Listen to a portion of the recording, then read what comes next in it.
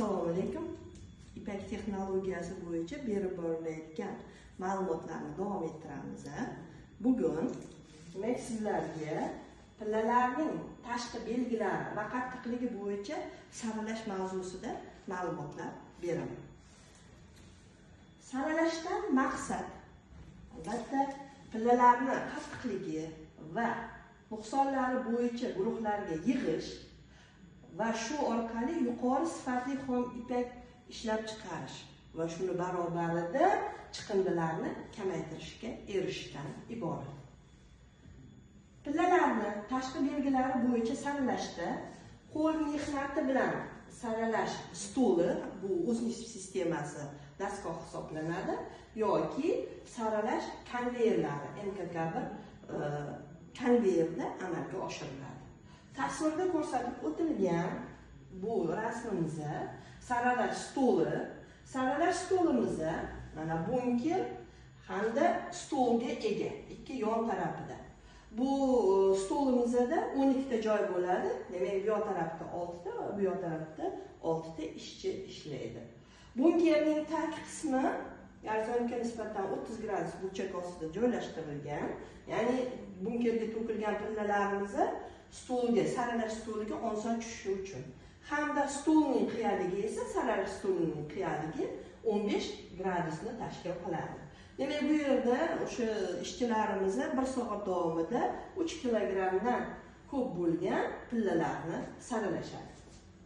Endi ikkinchi saralash konveyerimiz, ya'ni MKK1 saralash konveyeri 8 ta ishchi o'ringa ega.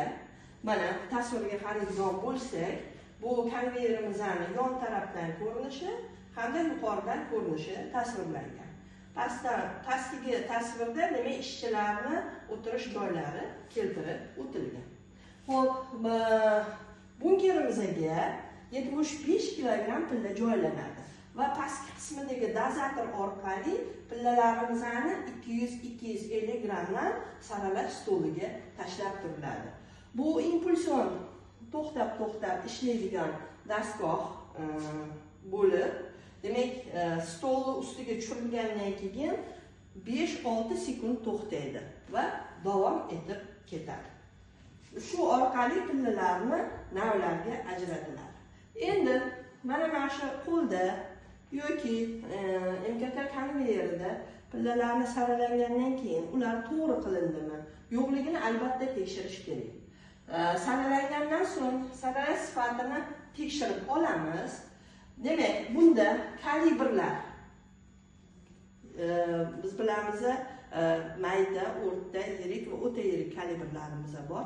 Kalibrlar bo'yicha to'g'ri kelyaptimi saralash va navli pillalarimiz mavjudmi? Masalan, birinchi navli pillalarimiz bo'ladigan bo'lsa, navsiz ikkinchi nav pillalarimiz 3% dan oshmasligi kerakligini albatta e'tiborga olinadi. Agarda u oshib ketadigan bo'lsa 3% dan, u boshqatdan saralanadi. Endi quruq pillalarimiz davlat standarti bo'yicha qobiq yuzasidagi o'sha ko'rsatkichlari bo'yicha hamda qattiqligi bo'yicha birinchi nav, ikkinchi nav, navsiz va nostandartga bo'linadi. Xo'p, birinchi navli pillalarimizga qobig'i mana ko'rishimiz mumkin. Demak, mana pillalarimiz. Demak, qobig'i shikastlanmagan. Bitta pillani olib ko'rdik. Toza qobiqli. Shuningdek, qobiq sirtidagi dog' 5 mm gacha bo'lgan, undan ortiq bo'lmagan. Sirtidagi silliq yaltiroq joyi va dasta izining uzunligi 10 mm gacha bo'lgan pillalar kiradi. Demak, bu ko'rsatkichlarimiz pillaning kichik bo'lganligi sababli pillaning xususiyatlariga salbiy ta'sir ko'rsatmaydi. Ikkinchi navga qobiq sirtidagi dog' pillaning to'rdan bir qismini egallagan bo'lsa, dasta izi va silliq yaltiroq joyi 15 mm dan ortiq bo'lmasa, bir oz ezilgan, shakli xunuk, qobig'i va qutublari yupqa, lekin g'umbagi ko'rinmaydigan pillalar kiradi. Endi standart bo'yicha demak birinchi, ikkinchi nav dedik. navsiz pillalarimizga qanday pillalar kiradi? Pilla sirtidagi dog' hajmi 4dan 1 qismidan ortiq bo'lsa, silliq yaltiroq va dasta izining uzunligi 15 mm dan ortiq bo'lsa, hamda qora po'choq, qorason, teshik, oq po'choq, mog'orlagan, paxtasimon, kigizsimon, qo'shaloq g'umbakli, shakli o'ta buzuq, yetilmagan pillalar kiradi. Xo'p, nostandart pillalarimizga esa kar pillalar va xom ipak chiqish miqdori 23% dan kam bo'lgan ikkinchi navli pillalar kiradi. Standartga ko'ra, demak, me'yorlangan xom ipak chiqishi birinchi navli pillalarimizdan 37,5%, ikkinchi navli pillalarimizdan esa 28,8% xom ipak chiqishi kerak. Ana tasvirga e'tibor qaratamiz. Nuqsonli pillalar ba'zi bir vakillari keltirilgan. Bular qo'shaloq g'umbakli pillalar, qora po'choq pillalar, noto'g'ri shaklli pillalar, paxtasimon pillalar, dog'li pillalar, yupqa qobiqli, dasta izli, silliq yuzali va bir uchi o'tkir pillalar keltirilgan. Demak, ishlab chiqarish partiyasida yo'l qo'yiladigan chiqindilar. Hozir yuqorida ham aytib o'tdik. Demak, birinchi navning ichida ikkinchi navimizda 5% dan kam ko'p bo'lmasligi kerak. Mumkin emas.